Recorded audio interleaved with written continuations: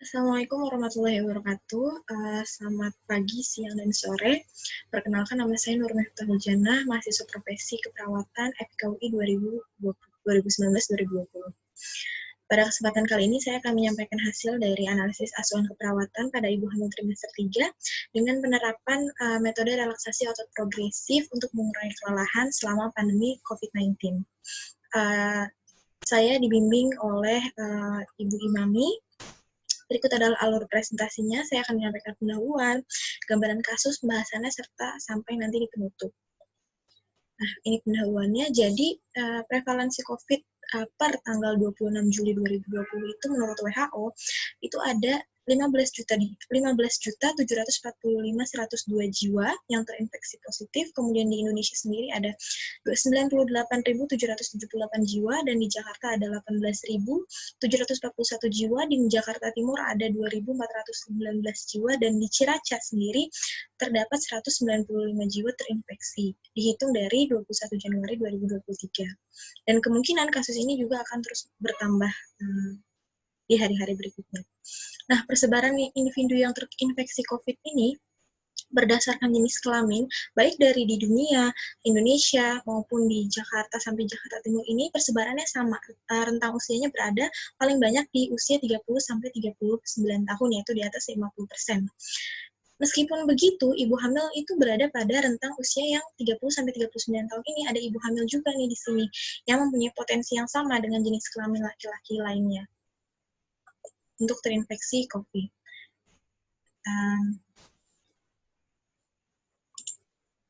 Nah, situasi pandemi ini menyebabkan terjadinya perubahan dalam tatanan hidup, terutama dalam tatanan sosial, karena seluruh sektor yang bergerak di dalam membentuk suatu rumah tangga sampai dengan negara itu terkena dampaknya. Aktivitas yang melalui rumah tangga ini, terutama di rumah tangga, menjadi bagian yang ikut terkena terdampak. Mengapa demikian? Karena menurut United Nations, hal ini berdampak pada ibu yang bekerja sebelumnya maupun ibu yang bekerja dari rumah atau ibu rumah tangga. Perempuan menghabiskan 3 kali lipat jam yang dibutuhkan laki-laki dalam bekerja untuk mengurus rumah tangga yang tidak dibayar. Jadi perempuan, terutama ibu hamil, baik dia bekerja di kantor, di luar rumah ataupun bekerja di rumah, dia sama-sama memiliki tanggung jawab yang ada di dalam rumah, sehingga terjadinya pandemi ini menyebabkan peningkatan beban kerja ibu rumah tangga, terutama ibu hamil. Lalu mengapa sih ibu hamil juga mengalami peningkatan? Nah, ibu hamil mengalami peningkatan karena terjadi pada ibu hamil itu terjadi perubahan fisik dan fisiologis yang membuat ibu hamil menjadi lebih cepat lelah. Nah, selain dampak yang terjadi secara fisiologis, dampak ini juga memberikan dampak kesehatan, yaitu fasilitas kesehatan, di mana fasilitas kesehatan juga memiliki keterbatasan dalam pemeriksaan selama masa pandemi ini. Nah, hal ini membuat ibu menjadi enggan untuk fasilitas kesehatan selama masa kehamilannya. Menurut Cheng dan Picker pada tahun 2014, sebanyak 87,2% ibu hamil ini melaporkan rasa lelah, terutama pada kehamilan trimester 3. Nah, frekuensi kelelahan ini meningkat dari trimester 1 dan kedua menjadi di rentang 35,4-70% di trimester ketiga. Nah, menurut survei yang dilakukan Universitas Alberta pada 900 ibu hamil yang ada di Amerika, terdapat peningkatan level kecemasan nih dari sebelum pandemi dan setelah pandemi. Nah, peningkatan ini lumayan cukup tinggi, yaitu sebesar 43% pada ibu yang hamil di trimester 3. Nah, yang sempat tadi saya sebutkan bahwa pada ibu hamil ini juga terjadi perubahan fisik yang membuat ibu hamil ini merasa cepat lelah gitu. Nah, jika perubahan fisik ini disertai dengan situasi pandemi, kemudian beban kerja yang meningkat dalam rumah tangga, maka ini dapat berdampak pada ibu dan janinnya sendiri. Jika tidak teratasi, maka dampak yang bisa terjadi yaitu penurunan tekanan darah, penurunan kadar gula darah, kelahiran prematur, sampai penurunan fungsi plasenta, kehamilan yang menyebabkan hal-hal yang tidak diinginkan selama kehamilan sampai proses melahirkan. Nah, upaya-upaya dalam meningkatkan kelelahan itu ada banyak. 4 diantaranya yang populer yaitu terapeutik massage, kemudian hidroterapi, peningkatan tidur siang, dan relaksasi otot progresif yang menjadi alternatif untuk mengatasi kelelahan pada ibu hamil trimester 3. Saya memilih relaksasi otot progresif karena Menurut penelitiannya, ini menurunkan 25% sampai 30% tingkat kelelahan pada ibu hamil trimester ketiga, terutama kecemasan, stres, pengalihan dari rasa sakit, menghilangkan ketegangan dan kontraksi otot, memfasilitasi tidur, dan mengurangi kelelahan dari rasa sakit. Yang dimana ini merupakan hal-hal umum yang paling banyak dikeluhkan oleh ibu hamil di trimester 3. Lalu rumusan masalah dari penelitian dari pembahasan kali ini ialah saya ingin menganalisis lebih jauh bagaimana intervensi keperawatan dan relaksasi otot progresif ini pada ibu hamil trimester 3 dapat mengatasi kelelahan selama pandemi. Nah, tujuan khususnya itu menganalisis keefektifan tersebut. Tujuan khususnya yaitu untuk terdapat 4 poin. Yang pertama, untuk mengidentifikasi gambaran konsep kelelahan pada ibu hamil trimester 3, mengetahui penyebab kelelahannya, kemudian menganalisis keefektifan intervensi relaksasi otot progresif, sampai mengetahui alternatif tindakan keperawatan yang dapat diberikan untuk mengurangi kelelahan pada ibu hamil di trimester 3 selama masa pandemi COVID ini. Nah, ini metode penelitiannya. Yang pertama, desain penelitian saya itu studi kasus dengan kriteria klien kelolaan, yaitu ibu hamil trimester 3. Kemudian lokasi dan waktu penelitian itu di wilayah binaan Puskesmas Kecamatan Ciracas, Jakarta Timur dari tanggal 10 sampai 24 Juli. Pada spesifiknya itu saya memilih RT 4, kemudian alat pengukuran outcomes-nya saya menggunakan MAF atau Multidimensional Assessment of Fatigue Scale dengan nilai min yang saya gunakan yaitu 28,5. Nah, ini gambaran kasusnya. Jadi klien bernama Ibu HN berusia 35 tahun dengan G4 P3A0H 28 minggu dengan HPHT 30 Desember 2019. Ibu MN bekerja sebagai ibu rumah tangga dan kader kesehatan di wilayahnya, pendidikan terakhir SMA, status saat ini menikah, klien saat ini tinggal di RT 4 RW 4, kemudian saat melakukan antenatal care itu klien selama ini melakukannya di bidan. Klien mengeluh saat ini pekerjaannya semakin banyak di saat masa pandemi. Ia harus mengurus keperluan anak pertamanya, harus yang sekolah dari rumah, kemudian anak ketiganya juga yang usia preschool yang sudah sekolah juga dari rumah. Kemudian berat badan klien sebelum hamil 60 kg dan tinggi badan klien itu 158, kemudian berat badannya 67 kg, IMT-nya 26,83. Nah, saat ini klien mengeluh memasuki trimester 3 ini BAK-nya tidak lampias, cenderung sedikit, dan ia juga bisa BAK saat batuk, bersin, bahkan tertawa, terutama ketika ada tekanan dalam perutnya. Klien juga mengatakan ia juga bermimpi buruk bahwa salah satu anggota tubuh anak yang dikandung saat ini tidak lengkap. Setelah dikaji lebih dalam, ibu memiliki riwayat traumatis terhadap kelahiran anak kedua yang tidak lama bertahan hidup setelah dilahirkan.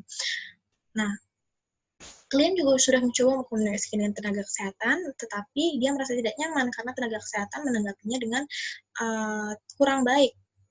Kemudian juga klien ada riwayat gastritis akut pada trimester 2, sempat dirawat di rumah sakit karena klien muntah-muntah dan mengalami penurunan berat badan sebanyak 3 kg.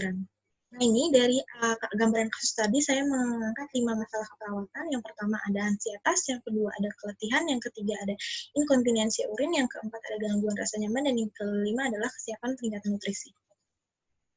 Nah, ini pembahasannya. Nah, yang pertama saya akan membahas secara latar belakang klien, yaitu usianya 35 tahun, kehamilan multipara, dan tingkat pendidikan terakhirnya itu SMA. Salah satu studi menyatakan bahwa stres yang berlebih pada ibu hamil yang berusia lebih dari sama dengan 35 tahun ini meningkatkan kejadian kelelahan. Kemudian poin kedua, ibu hamil trimester 3 lebih merasa lelah, terutama dengan kehamilan multipara. Nah, studi lain juga mengungkapkan bahwa kelelahan itu sebenarnya paling banyak terjadi di trimester 1 dan 2. Namun, ketika ditelaah lebih lanjut dari analisisnya, ternyata kelelahan yang terjadi pada trimester 1 dan 2 itu lebih banyak dialami oleh kehamilan yang primipara atau kehamilan pertama kali, dan kelelahan ini juga paling banyak dialami oleh ibu yang berstatus pendidikan rendah atau di bawah perguruan tinggi seperti itu. Kedua, perubahan fisiologis yang meningkatkan kelelahan pada ibu hamil yaitu kelelahan. Mengapa kelelahan ini? Yang kedua itu adalah gangguan rasa nyaman. Kenapa gangguan rasa nyaman ini dapat meningkatkan kelelahan? Jadi, ansietas ini dapat timbul selama menunggu waktu kelahiran, disertai dengan bayangan hal-hal yang menakutkan selama melahirkan. Melihat kembali pada status klien yang dikelola bahwa klien ini mempunyai trauma pada persalinan keduanya, serta mengeluhkan lelah pada kehamilannya saat ini. Maaf, saya ralat. Jadi yang ini saya bahas ansietas. Nah, menurut salah satu penelitian, trauma yang dialami ibu hamil pada proses kehamilan sebelumnya dapat meningkatkan ansietas pada ibu hamil sebanyak 20-30%. Penelitian lain juga mengungkapkan bahwa stres yang berlebihan ini berkaitan erat dengan kejadian kelelahan, yaitu terutama pada bulan ke-7 sampai ke-9 kehamilan. Yang kedua ialah inkontinensia urin. Nah, menurut Beksak et al. 2017, inkontinensia pada ibu hamil yang paling banyak ditemukan ialah jenis inkontinensia stres dan paling banyak stres, yaitu paling banyak di usia kehamilan 24-37 minggu dengan kehamilan multipara. Kemudian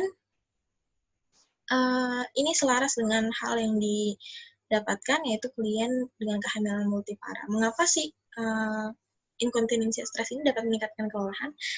Ketika ibu hamil bolak-balik ke kamar mandi, sering mengganti pakaian dalamnya, itu juga meningkatkan mobilitas, di mana seiring pertambahan usia gestasi, maka berat badan yang ditopang oleh tubuh, terutama kaki, itu akan makin besar, sehingga peningkatan mobilitas ini juga menimbulkan dampak peningkatan kelelahan gitu. Jadi toleransi kelelahan itu lebih besar daripada sebelumnya. Ini adalah gangguan rasa nyaman. Nah, ibu di kasus ini mengeluhkan kalau tidur itu sesak, dan ia juga sulit menjadi rileks ketika dia mau memulai tidur. Nah, oleh karena itu, ketika masalah ini juga tidak terselesaikan, maka rasa kelelahannya juga akan timbul. Mengapa? Karena ketika ibu sulit memulai tidur, maka kualitas tidurnya, kemudian frekuensi tidurnya menjadi lebih pendek, maka untuk melakukan aktivitas sehari-hari juga akan mengurangi efektivitasnya, mengurangi keenergikannya si ibu karena kelelahan, tidurnya saja tidak cukup, sehingga ibu rasa lelahnya juga menjadi lebih bertambah. Ini dari keberhasilan intervensi relaksasi otot progresif pada klien, saya melakukannya dengan melakukan pre dan post pengukuran manual outcomes MAF, Multidimensional Assessment of Scale. Sebelum dilakukan intervensi, tingkat kelelahan ibu sebesar 32,8 min-nya, yang bermakna bahwa ada kelelahan yang mengganggu aktivitas sehari-hari. Kemudian setelah dilakukan intervensi, itu menurun selama 10 hari dilakukan intervensi, itu menurun menjadi min-nya itu 28,5 sebesar 57 atau 57%. 28,5 ini merupakan borderline. Jadi menurut jurnal dan panduan dari kuesioner ini, ketika lebih dari sama dengan 28,5 maka masih terdapat kelelahan yang bermakna. Tapi ketika 28,5 kurang dari sama dengan 28,5 maka ada kelelahan tapi tidak mengganggu aktivitas dari ibu itu sendiri. Jadi hal ini mengindikasikan bahwa ada penurunan tingkat kelelahan sebanyak 4,3 atau 8,6%. Nah, saya juga membandingkan dengan penelitian lain. Di sini saya masukkan 5 yang menggunakan relaksasi otot progresif untuk mengurangi kelelahan. 3 poin utama itu diterapkan pada ibu hamil. Nah, ini dilakukan selama yang pertama, yang penelitian pertama itu 2 minggu, penelitian kedua 2 minggu, penelitian ketiga 8 minggu. Nah, hasilnya ini pada penelitian yang pertama, kedua, ketiga, itu paling besar di yang 3 minggu, yaitu besar 4,03, yaitu nah, penelitian ini dilakukan selama 8 minggu. Sedangkan penelitian pertama kedua ini tentangnya 2 minggu, sehingga yang hasil yang diturunkan itu relatif kecil. Nah, hasil yang relatif kecil ini juga dibandingkan dari rata dari jumlah partisipannya. Dari 2 penelitian ini, rata-rata partisipannya itu berkisar sebanyak 70-80 partisipan. Di penelitian lain yang menerapkan relaksasi otot progresif, yang keempat ini, yaitu pada pasien kemoterapi, yang kedua ini pada lansia. Nah, ini pengurangannya itu sangat besar. Pada pasien kemoterapi itu selama 3 minggu dilakukan relaksasi otot progresif, tingkat kelelahan ini menurun, min-nya ini menurun sebanyak 8,3%. Kemudian pada lansia ini sebanyak 4-9 min-nya itu bisa turun selama dilakukan 36 sesi pertemuannya. Nah, dari hal tersebut, maka dapat saya katakan bahwa semakin lama intervensi relaksasi otot progresif yang diturunkan, maka semakin besar pula penurunan tingkat kelelahan yang akan didapatkan. faktor keberhasilan intervensi progresif yang saya lakukan, saya mengidentifikasi ada 3 faktor keberhasilan. Yang pertama itu perilaku pencarian kesehatan. Menurut studi yang dilakukan di India, pada ibu hamil dengan komplikasi mengalami tingkat perawatan yang lebih baik dengan fokus memberi intervensi meningkatkan kesadaran perilaku kesehatan. Studi lain juga mendapatkan bahwa di ibu hamil di Pakistan yang sebelumnya pemeriksaan ANC-nya itu kurang, setelah dilakukan intervensi untuk peningkatan kesadaran pencarian kesehatan, ini memberi peningkatan sehingga kesejahteraan ibu hamil dan janinnya juga mengalami peningkatan. Seperti itu. Kemudian faktor keberhasilan keduanya itu dukungan keluarga. Menurut penelitian, kehamilan yang diinginkan dan dukungan dari anggota keluarga terhadap aktivitas sehari-hari ibu ini menjadi hal penting dalam penurunan kelelahan pada ibu hamil. Hal ini juga saya dapatkan di dalam klien kelolaan saya, bahwa keluarga ini mendukung kehamilan, menerima kehamilan, serta turut berpartisipasi dalam perawatan kehamilan. Oke, yang faktor yang ketiga itu kemampuan memanfaatkan teknologi dalam aktivitas. Karena intervensi saya sebanyak 80-90% itu dilakukan lewat online atau video call lebih tepatnya, ini didukung dengan kemampuan ibu dalam memanfaatkan teknologi dalam aktivitas sehari-hari. Ketika ibu mampu mengakses teknologi, maka hambatan yang dalam melakukan ini juga terasa semakin sedikit dan keefektifan yang ditimbulkan juga akan menjadi semakin tinggi. Seperti itu. Kemudian implikasi dan saran yang saya dapatkan dari penelitian ini, yang pertama untuk klien dan keluarga. Terutama klien dan keluarga ini menjadi tahu alternatif solusi terhadap pengurangan kelelahan selama periode kehamilan trimester 3. Yang kedua juga membantu ibu beradaptasi secara fisiologis dan psikologis selama pandemi. Kemudian yang ketiga, sarannya yaitu meningkatkan perilaku pencarian kesehatan untuk mempertahankan status kesehatan dan kesejahteraan selama masa kehamilan. Implikasi yang kedua yaitu untuk pelayanan perawatan. Dari penelitian ini didapatkan bahwa perlu eksplorasi lebih dalam masalah kesehatan yang terjadi pada level pelayanan kesehatan di tingkat primer. Dan yang kedua itu, selama masa pandemi ini, kita juga dapat memanfaatkan akses teknologi yang lebih besar lagi dalam mengembangkan asuhan keperawatan secara preventif dan promotif. Dan saran yang saya ajukan yaitu melakukan kedepannya mungkin dapat dilakukan penyuluhan atau pembentukan fokus group discussion atau FGD tentang relaksasi otot progresif dengan kelas online pada ibu hamil trimester ketiga. Kemudian juga bisa menerbitkan poster atau buklet tentang panduan melakukan relaksasi otot progresif pada ibu hamil di trimester ketiga.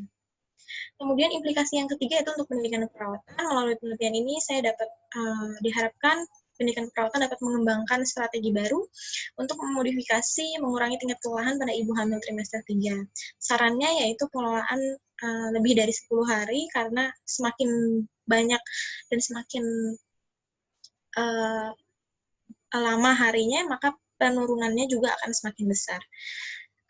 Kemudian saran yang kedua itu penambahan aspek pengukuran outcomes. Kalau saya hanya menggunakan MAF untuk penelitian selanjutnya diharapkan dapat untuk mengukurnya dapat menggunakan kuesioner kesejahteraan pada ibu hamil. Kemudian untuk penelitian sendiri, implikasinya yaitu peningkatan keterampilan mahasiswa profesi perawatan dalam mengelola ibu hamil secara preventif dan promotif. Sarannya yaitu pengintegrasian pengetahuan dan keterampilan relaksasi otot progresif dalam pembelajaran mata kuliah dan praktikum. Jadi kesimpulan yang didapatkan, yang pertama, kelelahan pada ibu hamil trimester ketiga semakin bermakna pada kehamilan multipara. Kelelahan yang dirasakan oleh ibu HN dipengaruhi oleh perubahan fisiologis kehamilan, yaitu inkontinensia urin, stres, kesulitan memulai tidur, pertambahan usia gestasi kehamilan, dan situasi pandemi yang mengharuskan kalian mengerjakan lebih banyak pekerjaan di dalam rumah tangga. Kemudian terjadi penurunan tingkat kelelahan pada ibu hamil trimester ketiga setelah dilakukan intervensi relaksasi otot progresif sebanyak 8,6% atau dengan selisih min 4,3 yang bermakna bahwa saat ini tidak ada kelelahan yang mengganggu aktivitas sehari-hari selama pandemi. Nah, keefektifan intervensi relaksasi otot progresif ini dipengaruhi oleh 3 hal utama, yaitu perilaku pencarian kesehatan yang baik, dukungan keluarga, dan kemampuan memanfaatkan teknologi aktivitas sehari-hari. Nah, Kemudian yang terakhir, intervensi relaksasi otot progresif memberikan dampak selain kelelahan, yaitu penurunan kecemasan dan meningkatkan kenyamanan selama kehamilan di trimester 3. Demikian yang dapat saya sampaikan. Kurang lebihnya mohon maaf. Wassalamualaikum warahmatullahi wabarakatuh.